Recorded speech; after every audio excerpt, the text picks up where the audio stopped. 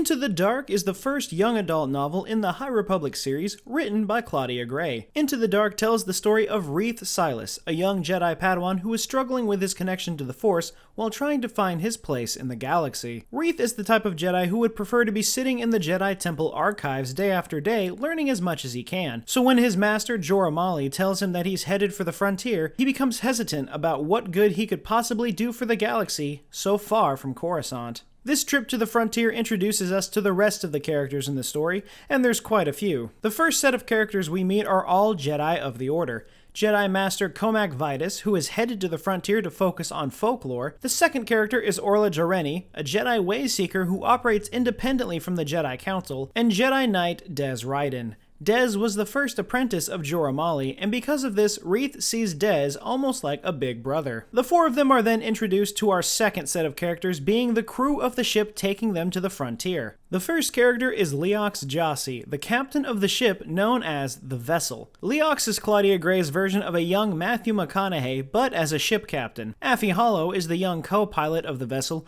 who forms a bond with Reath throughout the story, and then there's the ship's navigator, Geode. And let me tell you, Geode is without a doubt my favorite character in Star Wars, possibly ever. Geode is simply a rock who has no lines throughout the entire book. His actions are only interpreted in the descriptive paragraphs that follow a character speaking, so it's brilliant and well done, and I can't help but love how this character was created. All of the other characters that interact with Geode see that he has some form of facial expressions or appearances that make him seem like he's a living sentient creature, but we really don't get to understand how he works throughout this book, and it's what makes the character so special. The main story revolves around these characters making their way out to the frontier, when they are forced to leave hyperspace due to the Great Disaster. Upon leaving hyperspace, they find themselves in an area with several other ships all sitting sublight, right outside of an abandoned space station that looks as if it hasn't been touched for hundreds of years. The vessel docks with the station, and they begin to help the other stranded ships come into dock and unboard their passengers.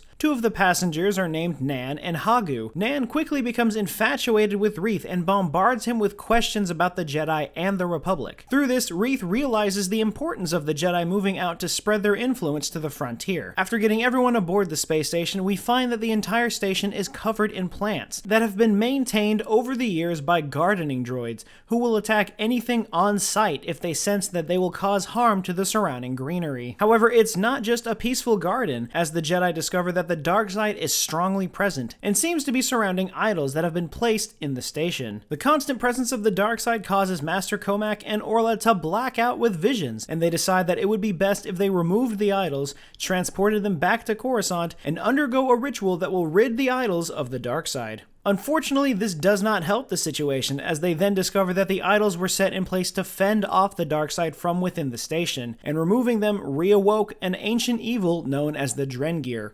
large plant-like creatures that want to spread their destruction to all parts of the galaxy. But this isn't the only problem that the Jedi face. After placing the idols back on the station and putting the Drengir back into stasis, we learn that Nan and Hagu, the two travelers that the Jedi helped get aboard the station, are actually part of the Nihil, and end up bringing in reinforcements in an attempt to take over the station to use it for their conquest to the Inner Rim. Knowing they're trapped, the Jedi once again remove the idols, waking the Drengir and causing an all-out fight between the Drengir and the Nihil, allowing the Jedi to escape. I know I'm leaving out a lot of details in this review, but I feel that this is a book that should be experienced in full by the reader. Claudia Gray has such a great way of writing that this book has quickly moved its way up to my favorites list, and I think I may like this book more than Light of the Jedi. I loved all of the characters involved, especially Geode, and the story felt as it should for a young adult novel. Not too many changes in location like Light of the Jedi, but a few more than a test of courage to give it that perfect middle ground. But what did you think of Into the Dark? Are the Drengir a worthy villain to bring back into the galaxy? Do you think Reath will actually stay in the frontier? And what did you think of Geode? Good or bad? Let me know all of your thoughts in the comments down below. Remember to like the video and subscribe if you haven't, and remember, the Force will be with you, always.